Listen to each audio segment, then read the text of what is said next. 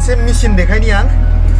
नैबे जाबाय electric ladder माने हा हायनानै थिखोग्रा गारियाव लडार होनो बेखौ माबानि बेटारिनि थारमाने इलेक्ट्रिक बियो बे मेचिनाव माने डिजेलजों खारा आरो बेटारिजों खारो डिजेलनि नङा बियो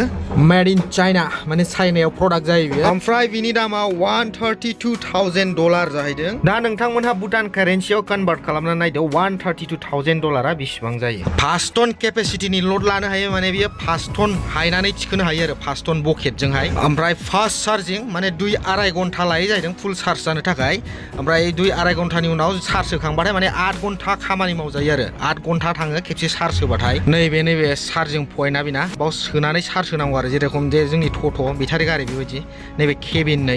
केबिना लकसो केबिन सिङाव देखायगौमोन नोंथांमोननो देखायनो मोनला साबि होना गालांदों मालाय अपारेटरफोरा IP67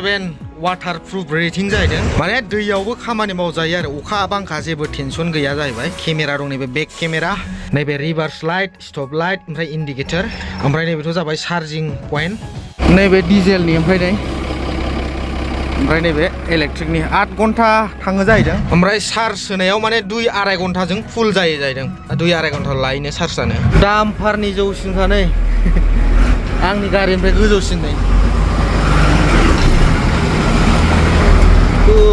गोजौखा